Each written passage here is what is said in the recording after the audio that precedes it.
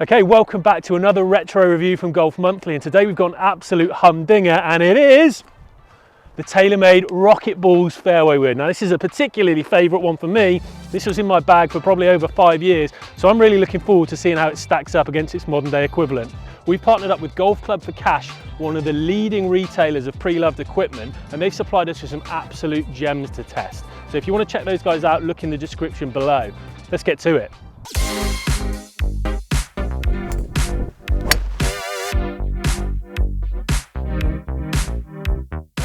Okay, so the TaylorMade Rocket Balls 3 wood. Now this came out in 2012 to a lot of fanfare and a lot of marketing from TaylorMade with claims of 17 extra yards, and it was a really clever marketing ploy. And the other marketing ploy that was great was the white head. You could see it from miles away on the golf course. Anyone you saw on TV, you knew they were playing the TaylorMade Rocket Balls head.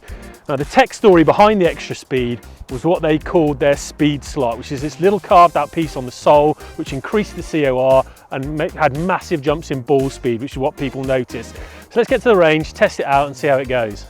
Okay, so I've come down to the driving range now at the Oxfordshire Golf Club, and it's probably a good time to introduce what I'm going to be comparing the Rocket Balls to. So the modern day equivalent we're using is the TaylorMade Stealth. And when you put them down beside one another, surprisingly similar in terms of dimensions. The overall footprint's very similar, face depth very, very similar.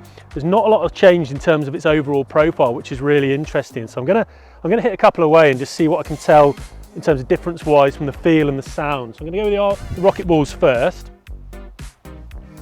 It sits nicely behind the ball, very square. And that's a lovely strike, it's right out the middle, nice strong flight. Feels hot, feels very quick off the face. Let me go again there.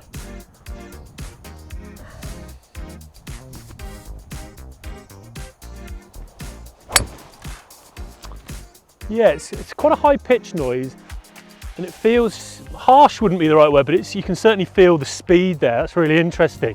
But yeah, very strong penetrating ball flight. Let's have a go with the Stealth. Again, like I said, really similar look down behind the ball in terms of its overall size and footprint.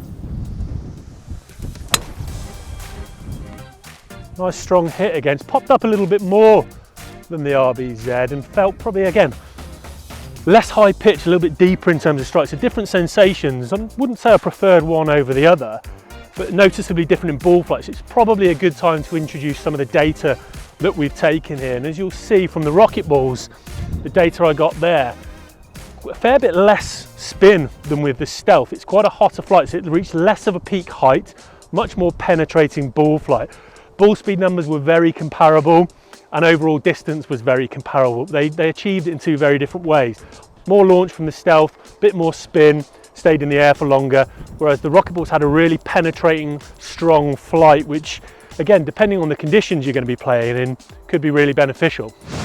Okay, so we've come out on the course to see how it performs in a real life situation. I'm on the 17th, the beautiful 17th, at the Oxfordshire Golf Club. It's a tough par 5. I've got about 240 over water, into a bit of wind, so it's a good test for it. So I'm going to hit 3 away with the Rocket Balls, 3 with the Stealth, and see where we end up.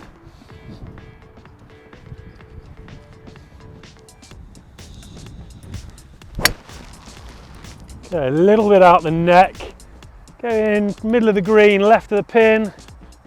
Be interesting to see if it's made the carry. Joel will tell us that shortly. Let's go again.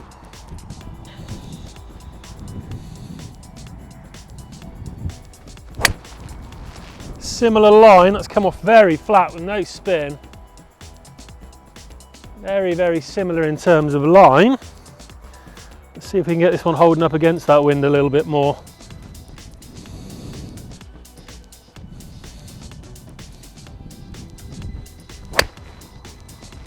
Touch heavy, it's going to make the carry. It's about 220 over it. I think I've got away with it and just about got that on the green.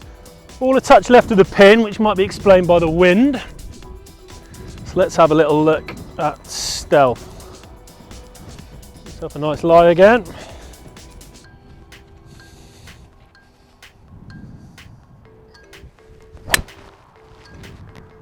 A little straighter, a little higher than the RBZ, so it's got a touch more spin. Maybe just carried a little bit further, that one. It was very well struck.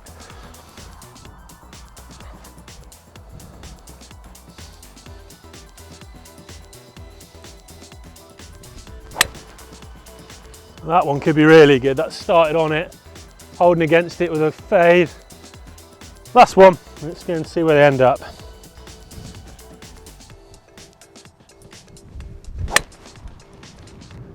Just left of the pin, cutting back 10 or 15 feet left of it.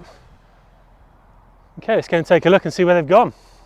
Okay, so we're up by the green now. Let me just show you where those balls have ended up, and then I'll give you my thoughts on maybe how and why they got there. So first of all, the one we've got just here, this was from the Stealth. The other two Stealths that I hit are sat pretty on the green there. The furthest one, the closest to the hole, and the one on the right here.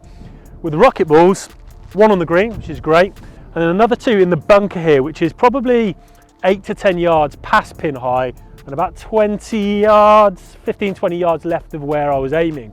And I noticed that in the fairway. I felt when I put the rocket balls down, face angle was slightly towed in, so I was probably expecting a bit more left than I was in Stealth, and that's what I saw. But what I also saw was a lot more penetrating ball flight from rocket balls. It probably had 10 to 12 feet less peak height and certainly less spin. It kept penetrating a little bit further. That could be attributed to the fact that Stealth I'm trying has a slightly softer shaft, which tends to add spin as well. But it was really noticeable that the rocket balls did have that much more penetrating ball flight. So that was interesting.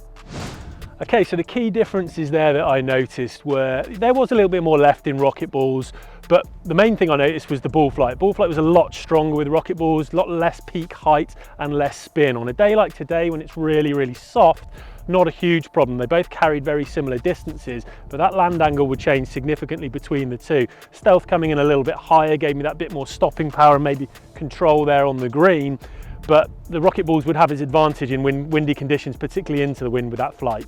Okay, that concludes the test for the rocket balls, and if you like what you saw and you want to grab yourself a bargain, head across to Golf Clubs for Cash, links in the description below, and you'll grab yourself some really good bargains there. So that's it from me at the Oxfordshire. We'll see you next time on Retro Reviews.